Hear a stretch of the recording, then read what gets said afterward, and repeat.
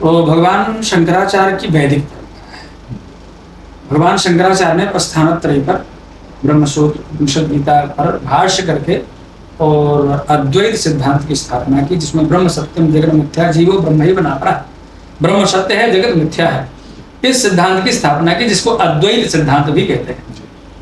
उस अद्वैत परंपरा में 10 नामी जो सन्यासी होते हैं, गिरिपुरी, भारतीय, आनंद आश्रम आदि आदि, ये परंपरा, ये संप्रदाय है, जिसको हम लोग सन्यासी परंपरा भी कहते हैं, हमारे साधुओं में भाषा में सन्यासी कहते हैं। और वो लोग भगवान शिव के उपासक होते हैं, तो वो लोग त्रिपुंड लगाते हैं। अच्छा। तो ये शैव परंपरा कहिए, और उन शैवों में शाक्त और गणपत और शौर्य भी उन्हीं में, जो उनके 7 अखाड़े हैं, उन 7 अखाड़ों में शैव माने भगवान शिव की उपासना करने वाले, और गणपत माने भगवान गणेश की उपासना करने वाले, शाक्त माने शक्ति दुर्गा जी की उपासना करने वाले, और शौर्य माने भगवान सूर्य की उपासना करने वाले, ये 7 अखाड़ों में उनके आ जाते हैं। तो ये हो गए भगवान शंकराचार्य की परंपरा। अच्छा। अब आइए वैष्णव परंपरा।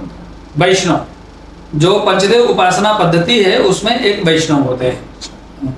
शैव, शाक्त, गाणपत्य और शौर्य तो हमने बता ही दिया, और 5वें हैं वैष्णव।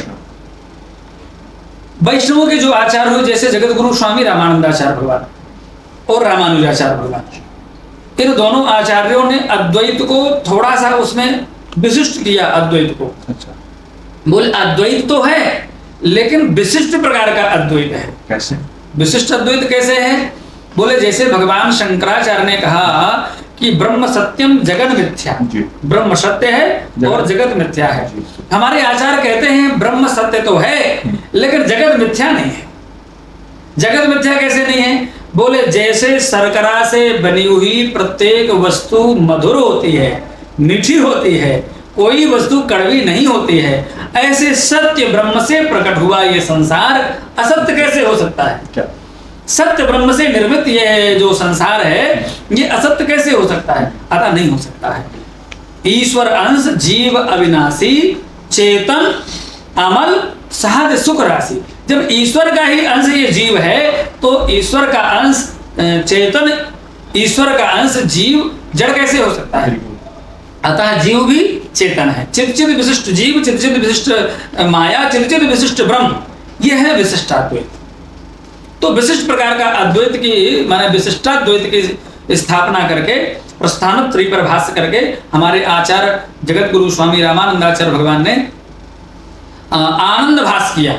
जैसे भगवान शंकराचार्य ने शांकर भाष्य लिखा, ऐसे हमारे रामानंदाचार्य भगवान ने आनंद भाष्य लिखा, और रामानुजाचार्य भगवान ने श्री भाष्य लिखा। दोनों का विशिष्टाद्वैत बिल्कुल एक जैसा ही है, परंपरा अलग है। केवल उपासना पद्धति केवल इतनी है कि वो भगवान लक्ष्मी नारायण स्वरूप की उपासना करते हैं, और रामानंद संप्रदाय के लोग श्री सीताराम जी की उपासना करते हैं, स्वरूप भेद केवल, बाकी सिद्धांत एक जैसा है। ऐसे ही अन्य जो वैष्णवाचार्य हुए, जैसे माधवाचार्य, विष्णु स्वामी वल्लभाचार्य और रामजी कृष्ण से निम्बार्काचार्य, इन आचार्यों ने भी अपने द्वैताद्वैत, शुद्धाद्वैत आदि सिद्धांतों की स्थापना की, और उनमें अपने भगवान की, जैसे कोई भगवान श्री कृष्ण की उपासना करने वाले हैं तो युगल राधा कृष्ण की उपासना करते हैं, कोई भगवान के बाल स्वरूप की उपासना करते हैं। इस प्रकार से ये 4 संप्रदाय हमारे वैष्णवों की हुई।